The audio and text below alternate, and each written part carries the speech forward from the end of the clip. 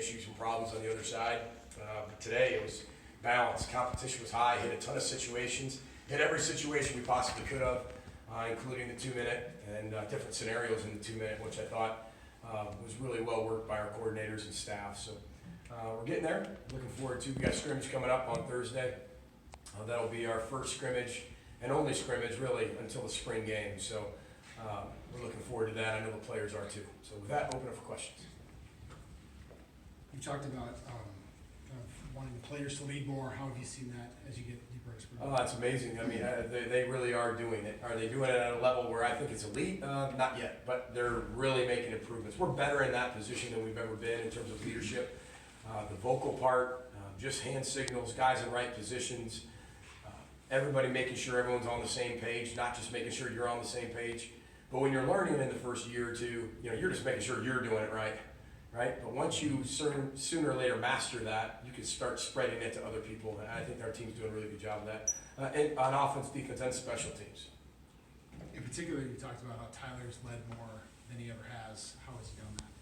Well, first of all, he comes to work every single day wanting to get better. Remember, the margin for improvement for Ty, year one was like this, and year two it was like this, and now it's this tiny little millimeter every day.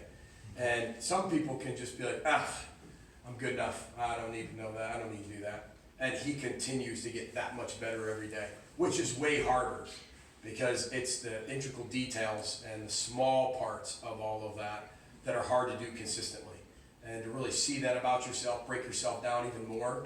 A lot of people just say, I got it, it's good enough. Tyler's not a guy who thinks it's good enough.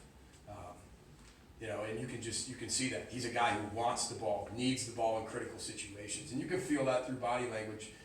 I just think he's really stepping outside his comfort zone, really doing a good job leading. He can always be better, but I think he's getting a lot better than he was. The offensive line, you said, was one of the areas you're kind of most excited about. What have you liked from them in spring ball so far? Consistency, I really like our offensive line. That doesn't mean that it's the offensive line in the country, but I think it's becoming and has potential to be one of the better ones. But that's just potential. A lot of people have potential that don't meet up to it. But Brian Callahan's doing a tremendous job of bringing that whole group together. They're playing a lot better than they have in the last few years of playing as one. But they're all being able to play side by side instead of this carousel of guys coming in and out and find out who's going to play. We have an idea who the 8 are going to be. And so we do everything we can to get them in the mix as much as we possibly can. Positionally, we're still switching. Blaze is playing guard, Blaze is playing tackle, Sam's playing guard, Sam's playing tackle. Connor will be at center, and then Connor will be at guard, putting John Michael at center. So, we're doing all these things to mix it up for them. But I really like how it's coming together. They fail every day, but they fail with the mechanism to respond from it. And they don't fail and get discouraged. And I think that's what I'm seeing from our football team is they come in every day. They know they're going to fail. They embrace that, and they grow. But they're not failures where they just quit and give up. There's a fine line right there, especially with even body language. And I think everybody's understanding what we're doing and how we're doing it. And we've been studying the whole NCAA tournament run. Every team meeting, I'm showing them on DV Sport. We break down lots of games. And we've talked about our big-time players are going to have to make huge plays in a game. We showed them the Purdue-Virginia game. Back and forth.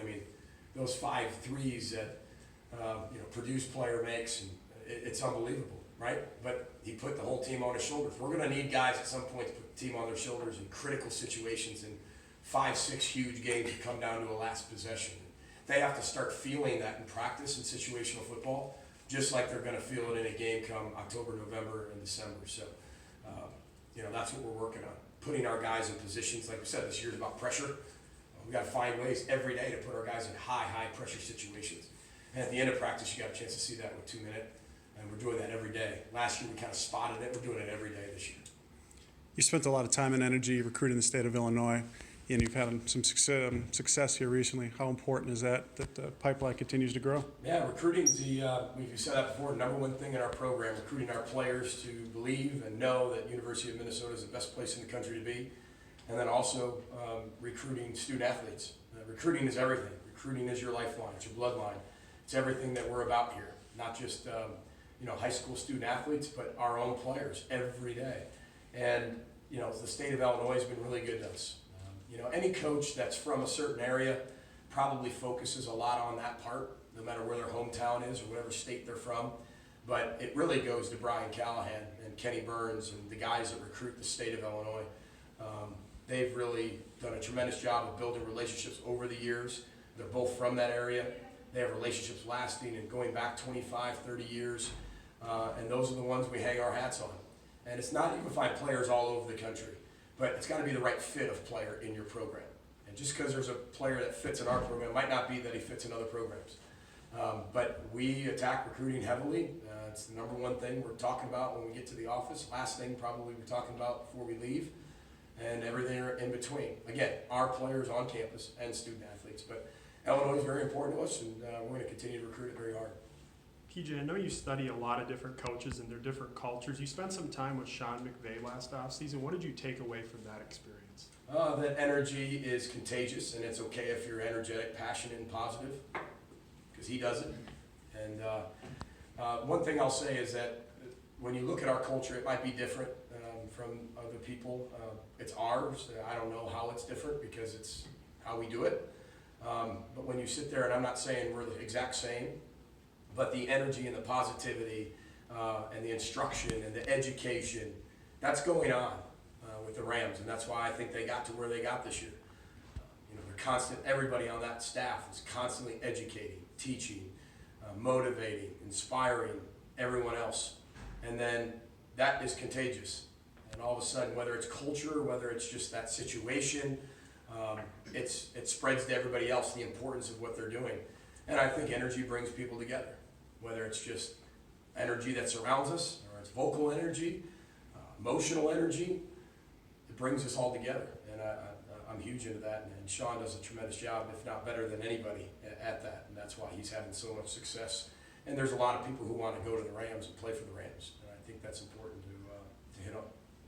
You guys have had overlapping recruits and classes for the first time here. Is that something that you wanted to do earlier and it just didn't happen, or is that been a focus to have more recruits further down the road commit to the program? Are you saying out Yeah, years? meaning like, yeah, you have 21s and. Yeah, I look at 20 and 21 as one class. Okay. You know, when we first got here, we had that one big class, 18s class, that we had to focus on because that was our first big class.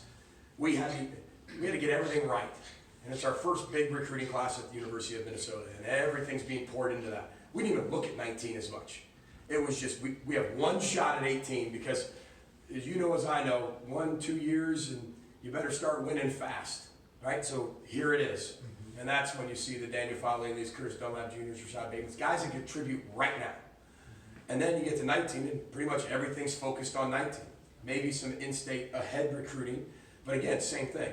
I was told a long time ago, to win a championship, you got to have back-to-back big-time recruiting classes.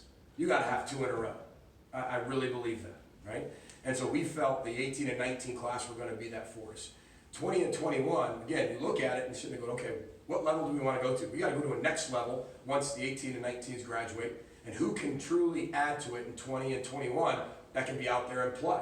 Fill holes, get on the field. We can learn from recruiting what's worked, what hasn't here at Minnesota, and develop that in 20 and 21 to get them on the field even faster and get them more ready to play. Same thing with our system. How is our system developed within the Big Ten? What are our strengths? What are our weaknesses? But I look at 20 and 21 somewhat together, where we're doing a great job. I think we have 6 commitments for 2020. We already have 3 for 2021, and some significant commits for 21. That's 2 years down the road, and we have people seeing our vision with huge offers. And I think that just shows where we're taking the next step at the University of Minnesota football. And this is all progression.